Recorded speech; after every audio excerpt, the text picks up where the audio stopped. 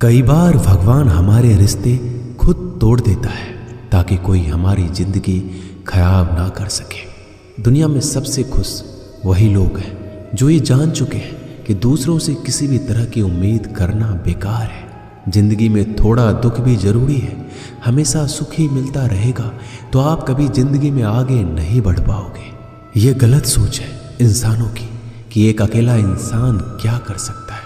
पर देखो जरा उस सूरज को जो अकेला ही सारी दुनिया को रोशन करता है। भाग्यशाली वो नहीं होते जिन्हें सब कुछ अच्छा मिलता है, बल्कि भाग्यशाली वो होते हैं जिन्हें कुछ भी मिलता है उसे वो अच्छा बना लेते हैं। गीता में लिखा है, जब इंसान की ज़रूरत बदल जाती है तब उसके बात करने का तरीका भी बदल जाता है। फायदा सबसे गिरी हुई चीज है, लोग उठाते ही रहते हैं।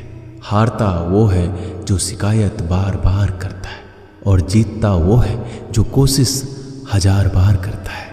जिस इंसान को हम बेहद प्यार करते हैं वही इंसान हमारा सबसे ज़्यादा फायदा उठाता है, क्योंकि वो इंसान जानता है कि हमारी कमजोरी क्या है। इतने समझदार बनो कि किसी को माफ कर दो, लेकिन इतने बेवकूफ मत बनो कि धोखा देने वाले पर दोबारा विश्वास कर बैठो। उम्मीद मत छोड़ना, कल का दिन आज से बेहतर होगा। जिंदगी में उस लेवल तक पहुंच जाओ कि लोग आपको खोकर पछताए। जीवन में कभी भी किसी से अपनी तुलना मत कीजिए। आप जैसे हो सर्वश्रेष्ठ हो, क्योंकि ईश्वर की हर एक रचना सर्वोत्तम होती है। खुद को किसी से कम समझना ईश्वर की रचना का अपमान है। इंसान का मन ही उसका सबसे बड़ा दुश्मन और उसका सबसे बड़ा दोस्त होता है।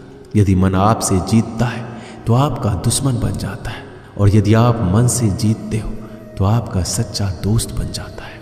यदि कोई आपको नज़रअंदाज करे तो बुरा मत मानना, क्योंकि लोग अक्सर अपनी हैसियत के हिसाब से चीज़ों को नज़रअंदाज करते हैं। उन लोगों के पीछे कभी मत भागना जिन लोगों को आपकी कोई परवाह नहीं।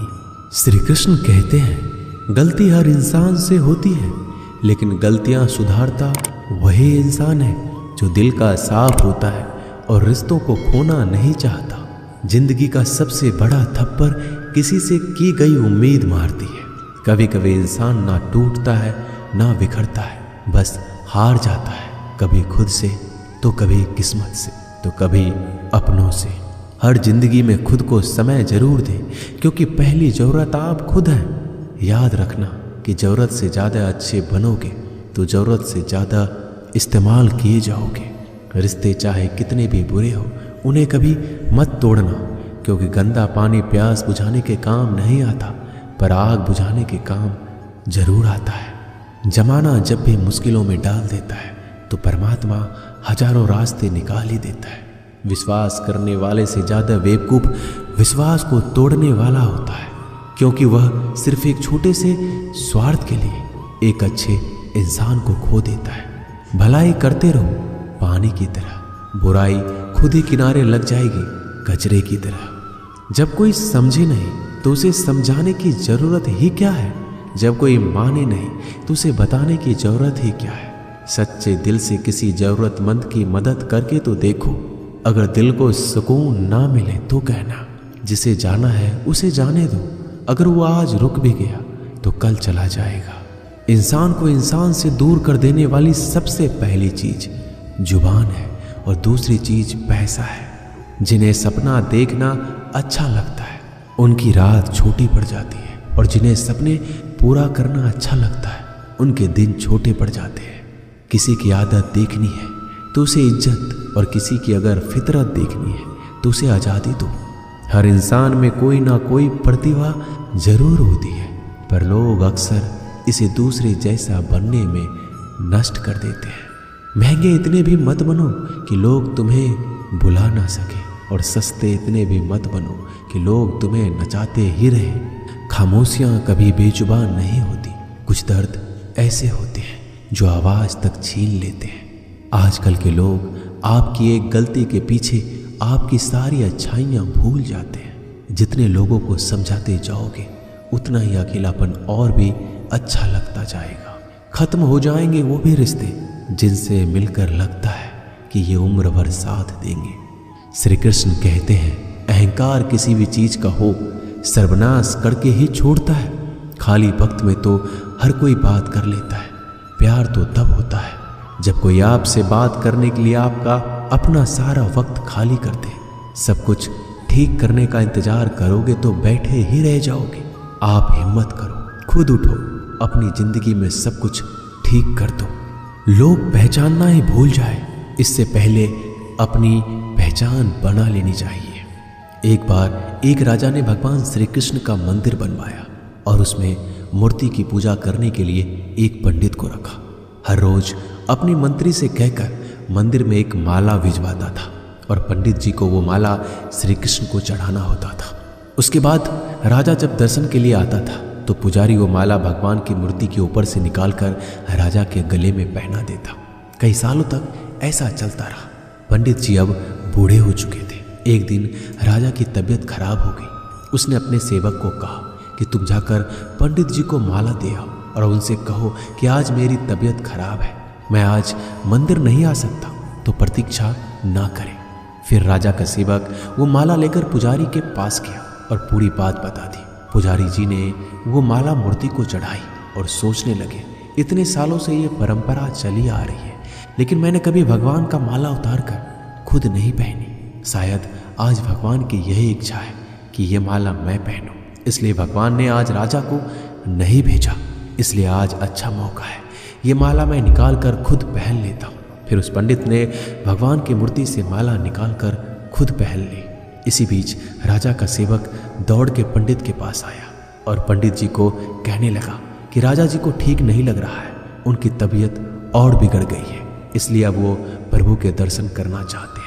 वो आ रहे हैं, उनकी सवारी जल्दी अभी मंदिर में आएगी। उन्हें लगा कि ये परंपरा कहीं टूट ना जाए, इसलिए वो आज भी मंदिर में आ रहे हैं। जब पंडित जी को इस बात का पता चला तो उन्होंने फटाफट माला अपने गले से उतारी और जाकर फिर से भगवान की मूर्ति को चढ़ा दी। फिर कुछ देर बाद राजा वहां आए और रोज की तरह पंडित जी ने भगवान के ऊपर से माला निकाली और राजा को पहना दी। अब राजा ने उस माला को देखा तो उस माला में एक सफेद बाल नजर आया। राजा ये समझ गया कि ये बाल पंडित का है। राजा ने पुजारी से पूछा, क्या ये माला आपने पहनी थी? इसमें सफेद बाल कहाँ से आया? यह सुनकर पुजारी जी घबरा गए। उन्हें लगा अगर मैं सत्य बता दूं तो राजा मुझे दंड देंगे, इसलिए वह पुजारी ने कहा, यह बाल तो श्री कृष्ण का है। राजा को सुनकर बहुत ही गुस्सा आया। उसने कहा, तुम झूठ बोल रहे हो, भगवान के बाल सफेद कब से होने लगे? राजा ने कहा, मैं फिर कल आऊंगा और श्रृंगार के समय देखूंगा कि उनके बाल सफेद है या काले। अगर बाल काले निकले और सफेद नहीं निकले तो आपको कल ही मृत्यु दंड दिया जाएगा, क्योंकि आपने मुझसे झूठ बोला है। राजा ये कहकर वहां से चला गया। इधर पुजारी भगवान के चरणों में गिरकर रोने लगे कि हे प्रभु, मुझे माफ कर दीजिए, मैं लोभ में आ गया था, मुझे लगा मुझे ये माला पहन लेनी चाहिए, मुझे बचा लीजिए, नहीं तो कल राजा मुझे मार देगा। तो पुजारी पूरी रात भगवान के चरणों में गिरकर रोने लगा, विनती करने लगा कि प्रभु मुझे बचा लीजिए। अगली सुबह राजा मंदिर पहुंचा। राजा ने भगवान की मूर्ति के ऊपर से मुकुट निकाला और उनके बाल देखे। राजा चौंक गया क्योंकि भगवान की मूर्ति के ऊपर सफेद बाल थे। राजा ने सोचा ये पुजारी की कोई चाल है, इसने मौत की सजा से बचने के लिए भगवान के बाल सफेद कर दिए हैं। राजा यह बाल असली या नकली इसकी जांच करने के लिए बाल तोड़ने लगा। जैसे ही राजा ने कुछ बाल तोड़े तो मूर्ति में से खून की धारा बहने लगी। राजा भगवान के चरणों में गिर गए और क्षमा मांगने लगे और रोने लगे, कहा मुझे माफ कर दीजिए। तभी मूर्ति से एक आवाज आई, राजा तूने सिर्फ मुझे मूर्ति माना, इसलिए मैं तुम्हारे लिए सिर्फ एक मूर्ति हूँ, लेकिन पुजारी ने मूर्ति में साक्षात भगवान देखा, इसलिए मुझे मेरे भक्त की रक्षा करने के लिए मेरे बाल सफेद करने पड़े और खून की धारा बहानी पड़ी, ताकि मैं समझा पाऊं कि जहां भाव है वहां भगवान है। अगर आप वाकई में भगवान का स्मरण करते हैं, उन्हें देखना चाहते हैं, तो आपके अंदर सिर्फ भाव होना चाहिए। ये एक छोटी सी कहानी हमें शिक्षा देती है कि भगवान के आशीर्वाद के सिवाय कुछ भी संभव नहीं। अगर आप सच्चे दिल से भगवान को पुकारते हैं तो भगवान आपकी मदद के लिए जरूर आते हैं। दोस्तों, ये वीडियो यहीं समाप्त होती है। मिलते हैं अगले वीडियो में। तब तक के लिए अपना ख्याल रखिएगा। जय श्री कृष्ण।